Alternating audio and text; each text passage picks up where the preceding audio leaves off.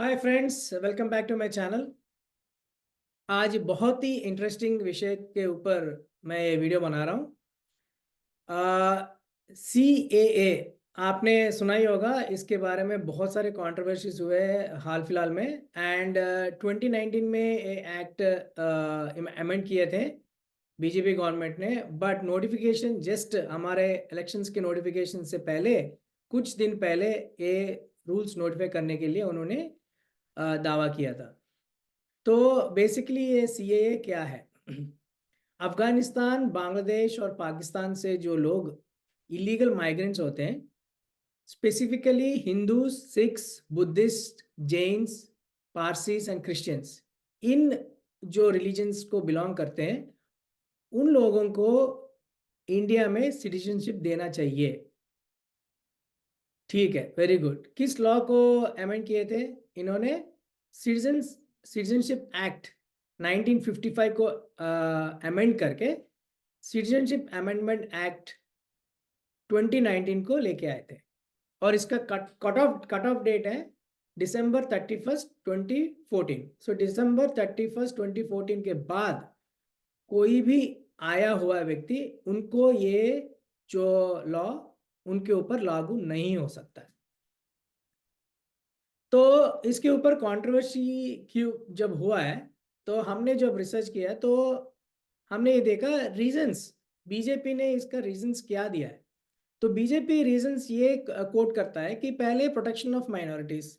वो बोलते हैं माइनॉरिटीज को प्रोटेक्शन चाहिए। जो ये तीन राज्यों से जो लोग आ रहे हैं जिनके ऊपर बहुत अत्याचार हो रहा है रिलीजन के बेसिस पे, तो इनको हम प्रोटेक्ट करेंगे। पहली बात ये। दूसरी बात क्या है? Historical context. हिस्टोरिकल कॉन्टेक्स्ट इन्होंने क्या दिया? ये बोलते हैं कि मतलब हमारे जो हेरिटेज में इंडियन हिस्ट्री के हिसाब से बहुत टाइम से हम ऐसे लोग जो शरणार्थी होते हैं ना, जो दूसरे देशों से आते हैं, जो शरणार्थी होते हैं, रिफ्यूजीज बोलते हैं जिनको, वो लोग जब आते हैं तो उनको हम ऐसे ही मतलब उनको रखते हैं और उनको जो नॉर्मल जो सिटीजन से उनका दर्जा उनको मिलता है। तो उनको हम ज़्यादा डिस्क्रिमिनेट नहीं करते। तो ये हमारे बहुत टाइम से ये चलता हुआ आ रहा हुआ जो रस्म है। तो इसको हम इसको इसको उसको कोट किया बीजेपी वालों ने as a historical context. Then then third reason ये बताते हैं कि लीगल लीगल क्लैरिफिकेशन।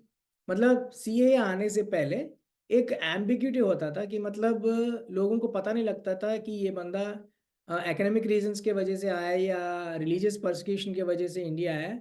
तो इसको एक्चुअल स्टेटस क्या है, इसका लीगल स्टेटस क्या है, को थोड़ा सा एम्बिग्यूटी होता था। तो उसके वजह से इन्होंने बोला, एक और रीजन दिया कि लीगल क्लैरिफिकेशन देंगे इसके इसके बारे में।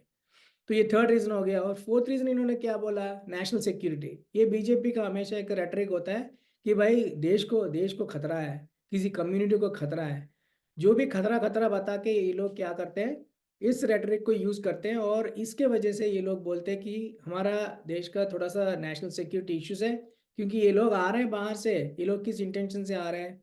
ये एकेडमिक माइग्रेंट्स है या तो रिलीजियस परसिक्यूशंस की वजह से आ रहे हैं, ये किस वजह से आ रहे हैं हमको पता नहीं चल रहा है। इनको आइडेंटिफाई करना बहुत मुश्किल हो रहा है। ये एक नेशनल सिक्योरिटी का थ्रेट हो सकता है। तो इसके वजह से हम इनको इनको लीगलाइज करना चाहते हैं। तो ये एक रीज़न दिया, चौथा रीज़न। और पांचवा रीज़न इन्होंने क्या दिया? Fulfilment of election promise. BJP बोलता है कि हमारा इलेक्शन मैनिफेस्टो में हमने ये दिया था कि हम सीएए को अमेंड करेंगे, सिटीजनशिप एक्ट अमेंड करेंगे और सीएए लागू करेंगे। तो ये इलेक्शन प्रॉमिस है, तो ऑब्वियसली हमको करना पड़ेगा। तो ये फिफ्थ रीजन इन्होंने ये दिया।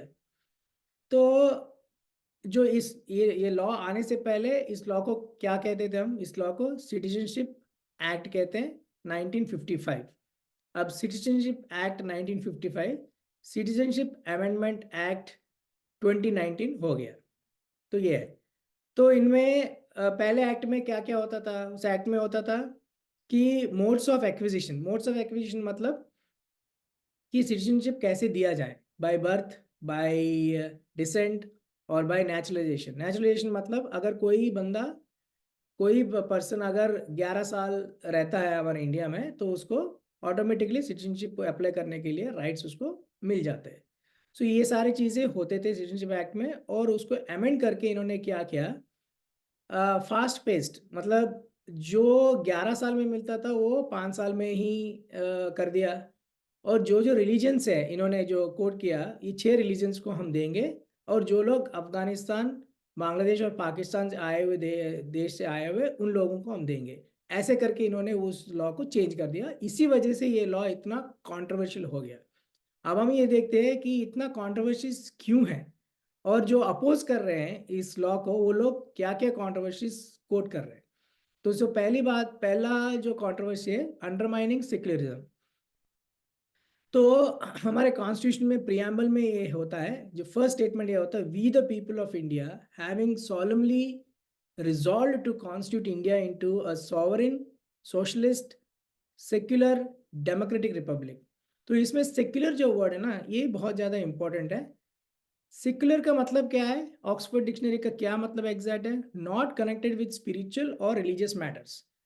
मतलब कोई भी law on the basis of religion आप नहीं कर सकते हो। तो ये तो बेसिक जो सेक्युलर जो प्रिंसिपल है, फाउंडेशन है जो हमारा जो कॉन्स्टिट्यूशन का, उसको ये वायलेट करते हैं। तो सबसे पहले जो अपोजिशन है यहाँ से आया। तो दूसरा क्या है, दूसरा बहुत बड़ा मुद्दा क्या हो गया, exclusion of Muslims and other religions. तो one of the prominent problems इसके वजह से हुआ। तो इसमें क्या इंक्लूड किया, बुद्धिस्ट को, जैन्स को, पारसीस को, क्रिश्चियंस को इन्होंने हिंदूज को इंक्लूड किया।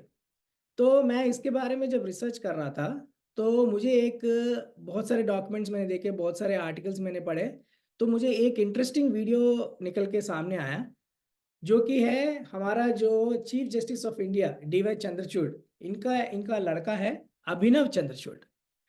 तो इन्होंने बहुत अच्छा एक स्पीच दिया था, आई थिंक 2020 में इन्होंने स्पीच दिया था।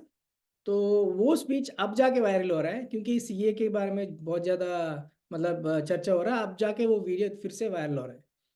तो उन्होंने कुछ क्वेश्चंस पूछे उन्हें। तो ये पहला सवाल ये पूछते हैं कि जब, ठीक है, आपने रिलीजन के बेसिस पे आपने इसको अमेंड किया, तो ज्यूस ने क्या गलती की, इनको आपने क्यों एक्सक्लूड किया। तो ऐसे ही इन्होंने ये आर्टिकल को कहीं पब्लिश किया सोशल मीडिया में। तो इनको कोई सवाल कर रहा था कि जूस के लिए इजराइल है, भाई जूस के लिए इजराइल है तो बुद्धिस्ट और क्रिश्चियंस के लिए कोई देश नहीं है। क्रिश्चियंस के लिए भी बहुत सारे देश है, यूरोपियन कंट्रीज में बहुत सारे क्रिश्चियन देश है। तो ये क्या लॉजिक है, तो this doesn't make any sense. तो फिर अगर आप ज्यूज को एक्सक्लूड किया, फिर आपने बहाई कम्युनिटी को क्यों एक्सक्लूड किया। ये लोग जो पर्शिया ईरान से आते हैं, तो इनका इनका कोई देश ही नहीं है जाने के लिए, इनको आपने एक्सक्लूड कर दिया। तो फिर आपने एथीस्ट मतलब जो बंदा भगवान पे विश्वास नहीं करता, उसको आपने क्यों एक्सक्लूड किया। आपने एग्नोस्टिक्स मतलब people who doubt if there is God और नॉट, इनको आपने क्यों एक्सक्लूड किया। तो ऐसे भी कैटेगरीज है जो मतलब जैसे अहमदीस हो गया, जो हज़ारस हो गया, जो ये पाकिस्तान के जो माइनॉरिटी मुस्लिम कम्युनिटी है, फिर भी इनके ऊपर जो रिलीजियस परसिक्यूशन होता है। पाकिस्तान इस तो इनको अहमदीस को नॉन मुस्लिम डिक्लेयर कर दिया। इनके ऊपर भी बहुत सारा अत्याचार होता है, इनको भी भगा दिया जाता है अपने अपने देश से। तो इन लोगों को क्यों इंक्लूड नहीं किया। उसके बाद रोहिंग्यास जो है म्यांमार, अभी पहले बर्मा था, अभी म्यांमार, वहाँ भी रोहिंग्यास के ऊपर भी बहुत सारे ऐसे रिलीजियस परसिक्यूशन होता है, उनको आपने इंक्लूड नहीं किया। ये सारे जो क्वेश्चंस है ना, ये बहुत सारे वैलिड है। आप रिलीजियस पहली पहली गलती आप ये करते हो, रिलीजन बेसिस पे आप एक लॉ को अमेंड करते हो। फिर उसके बाद अगर रिलीजन के बेसिस पे आपने अमेंड किया, तो फिर उसके बाद इतने सारे एक्सक्लूजन्स क्यों। फिर ऐसे भी लोग होंगे जो नॉन पॉलिटिकल परसिक्यूशन भी होता, सो नॉन रिलीजियस परसिक्यूशन भी होता होगा उनके ऊपर, कोई पॉलिटिकली किसी को परसिक्यूट करता होगा, उनको आपने एक्सक्लूड कर दिया। तो ये सारे रीजंस, ये सारे क्वेश्चंस उसने पुटअप किया, बहुत ही अच्छे इंटरेस्टिंग वीडियो, मैं उसका लिंक अभी मैं डिस्क्रिप्शन में दूंगा। फिर उसके बाद थर्ड मेजर इशू है डिवाइसिवनेस एंड पॉलराइजेशन। सो बीजेपी का हमेशा एक रेटरिक होता है, इनका आइडियोलॉजी होता है कि हिंदू को मुस्लिम को सेपरेट करो, इनके बीच में थोड़ा सा कलेश कर दो, तो इनको लड़वाओ। तो क्या होता है कि हिंदूज जितने भी ये सारे इनको बीजेपी को वोट कर देंगे। अभी तक ये होता रहा कि एंटी बीजेपी वोट्स जो होते हैं ना वो अपोजिशन में बढ़ जाता था, कि कांग्रेस को, समाजवादी पार्टी को, सारे रीजनल पार्टीज को ये जो एंटी जो बीजेपी वोट से ये सारे बढ़ जाता था। अब ये हालत हो गया, सारा अपोजिशन इकट्ठा हो गया, इंडिया अलायंस बना दिया। तो अभी इसलिए थोड़ा सा बीजेपी को भी इस वजह से भी डर लग रहा है। ये पॉइंट यहाँ बताना अच्छा लगा को मैंने बता दिया। तो ये डिवाइसिवनेस और पॉलराइजेशन बहुत करते हैं। फिर उसके बाद potential for statelessness, potential for statelessness इस लॉ के वजह से, कि क्रिटिक्स ये बोलते हैं इस लॉ के वजह से कुछ लोग, जैसे कि मान लो रोहिंग्या सी ले लो एग्जांपल, ले लो अहमदीज का एग्जांपल ले लो, जो लोग ऐसे इलीगल माइग्रेंट्स हैं, ये इनका मतलब इनको आप इंक्लूड नहीं किया तो ये लोगों को सिटीजनशिप नहीं मिलेगा, तो ये लोग स्टेटलेस हो जाएंगे। स्टेटलेस इन द सेंस इनका कोई स्टेट ही नहीं है, कोई कंट्री नहीं है, तो ये लोग कहाँ जाएंगे? तो फिर स्टेटलेस होने का मतलब ये भी है कि जो स्टेट स्टेट इन द मतलब जो कंट्री है, जो हम बेनिफिट्स देते हैं, जैसे कि मतलब रेशन दे दिया, अभी 80 करोड़ लोगों को जो रेशन दे रहा है, जो 5 किलो का जो जो भी दे रहा है, तो वो इनको बेनिफिट्स इनको नहीं मिलेगा। ये लोग वहाँ उस चीज़ उस लिस्ट से एक्सक्लूड हो जाएंगे, क्योंकि इनको सिटीजनशिप नहीं मिलेगा परमानेंटली। तो ये एक चीज़ है। फिर उसके बाद एक और कंसर्न ये है कॉन्स्टिट्यूशनल कंसर्न्स। तो कॉन्स्टिट्यूशनल कंसर्न्स में लीगल एक्सपर्ट्स क्या बोलते हैं कि इट वायलेट्स आर्टिकल 14। आर्टिकल 14 का मतलब है कि राइट टू, आर्टिकल 14 क्या बोलता है? The state shall not deny to any person equality before the law और the equal protection of the laws within the territory of India. तो अभी आप एक रिलीजन के बेसिस पे आपने ये लॉ अमेंड कर दिया, तो ये आर्टिकल 14 को क्लियरली डायरेक्टली वायलेट करता है, क्योंकि right to equality before law कहाँ है? ये तो वायलेशन हो गया ना। तो एंड एक और पॉइंट है, आपने जो टेन्योर है, जो 11 ईयर्स से लेके आपने 5 ईयर्स को आपने रिड्यूस कर दिया। अब ये भी एक डिस्क्रिमिनेशन है। इसका मैं एक एग्जांपल देता हूँ। मान लो एक पारसी बंदा है, अपने कंट्री से भाग गया और इंडिया आ गया बिकॉज ऑफ रिलीजियस परसिक्यूशन। वो ईरान से इंडिया आता है, उसको इंडिया में 11 साल लगेगा अपने सिटीजनशिप पाने के लिए। एट द सेम टाइम कोई और बंदा सेम रिलीजियस परसिक्यूशन की वजह से अफगानिस्तान से जो भाग के इंडिया आ जाता है, उस बंदे को 5 साल के अंदर आप सिटीजनशिप दे दोगे इस एक्ट के तहत। ये कहाँ का इंसाफ है भाई? इतना डिस्क्रिमिनेशन, एक को 11 साल वेट करना पड़ेगा, एक को 5 साल में मिल जाएगा, सेम कंडीशंस है। ठीक है, ये एक प्रॉब्लम है इस लॉ में। अनदर रीजन ये बताया कि मतलब कट ऑफ डेट है, इसके ऊपर थोड़ा सा डिबेट हो सकता है कि भाई कट ऑफ डेट तो कहीं ना कहीं तो आपको कट ऑफ डेट तो लगाना पड़ेगा। आप ऐसे अनलिमिटेड तो नहीं कर सकते हो, कहीं ना कहीं कट ऑफ डेट अगर आप मान लो दिसंबर 31 से 2014 आप लगाते हो, अगर कोई बंदा उस डेट के बाद आता है, उसको फिर वो सिटीजनशिप नहीं मिलेगा। ठीक है, ये एक डिबेटेबल है। इस लोग कुछ लोग एग्री करेंगे, कुछ लोग एग्री करेंगे, कहीं ना कहीं तो कट ऑफ तो रखना ही पड़ेगा ना। तो वो एक डिबेटेबल इश्यू है। फिर इसके बाद आपने कुछ नॉन रिलीजियस परसिक्यूशन जिसका होता है रेशियल रीजंस के वजह से जो होता है, परसिक्यूट होता है, उन लोगों को आपने आपने इसमें से रिमूव कर दिया। लीगल एक्सपर्ट्स ये भी बोलते हैं कि it is violating article 19। Article 19 ये कहता है you have the right to freedom, you have the right to freedom of speech and you have to right to assemble peacefully. ठीक है, तो अभी ये जो सीएए कानून लागू होगा, इसके साथ साथ नेशनल रजिस्टर ऑफ सिटीजन्स भी लागू करना पड़ेगा।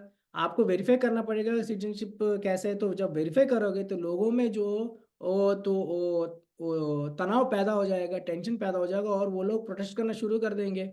जो फिर प्रोटेस्ट करेंगे तो फिर बड़े बड़े लोग असेंबल होंगे अपने प्रोटेस्ट करने के लिए। तो फिर आप उस टाइम क्या करोगे? गवर्नमेंट 144 सेक्शन लागू करके इनके ऊपर आप दबाने की कोशिश करोगे। तो दबाने की कोशिश करोगे तो आर्टिकल 19 का उल्लंघन यहाँ 100% होगा। तो लोग कहते हैं आर्टिकल 19 भी आप उल्लंघन होगा इस लॉ की वजह से। ये कंसर्न उन्होंने रेज किया। फिर अगर देखा जाए तो ये कुछ लोग ये बोलते हैं कि basic structure of the constitution ये भी डिबेटेबल है। मैंने पहले बताया था कि ये कॉन्स्टिट्यूशन को अमेंड नहीं कर रहा है, ये एक लॉ को अमेंड कर रहा है। एक सिटीजनशिप एक्ट जो लॉ है उसको अमेंड करके हमने ये लॉ लेके आया है।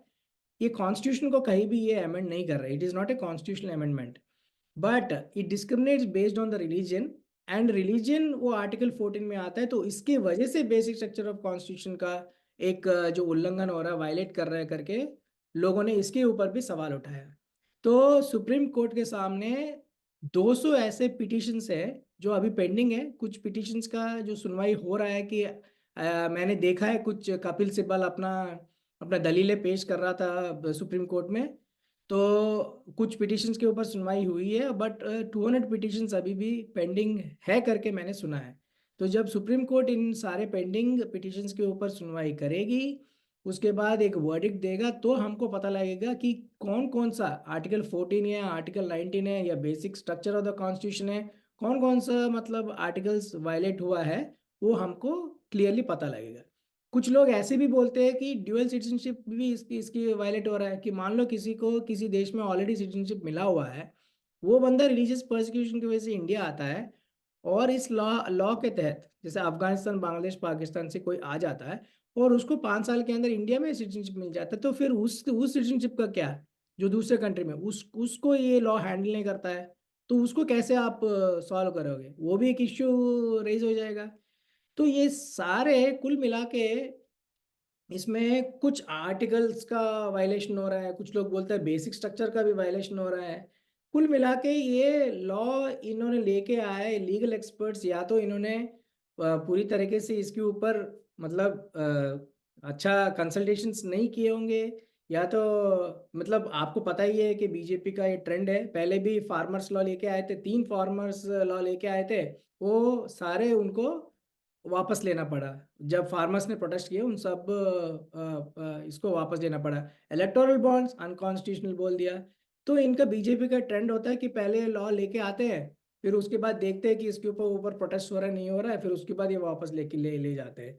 तो इसके ऊपर भी मुझे लगता है कि सुप्रीम कोर्ट के अंदर कुछ अच्छा खासा बहस होगा, और इस लॉ को भी या तो इसको रद्द कर दी जाएगी, या तो इसको अनकॉन्स्टिट्यूशनल बोल के निकाल दिया जाएगा, या तो इसको ऐसे बोलेंगे कि कुछ अमेंडमेंट्स करो, सारे रिलीजन्स के इसके अंदर आओ, which is not acceptable for BJP. देखते ही इस लॉ के बारे में और भी जब जानकारी मिलता है तो और भी मैं वीडियोस बनाऊंगा।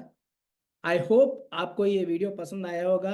सारे जो पॉइंट्स मैंने इसमें रेज किया आपको लॉजिकल लगा होगा। अगर आपको कोई भी चीज़ इसमें लॉजिकल नहीं लगता है या तो अच्छा लगता है, तो प्लीज़ अपने कमेंट्स बॉक्स में अपना कमेंट ज़रूर लिखिए, और इस वीडियो को लाइक कीजिए, शेयर कीजिए, और हो सके तो इस चैनल को सब्सक्राइब कीजिए।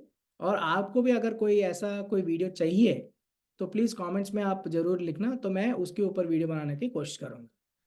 धन्यवाद। जय हिंद।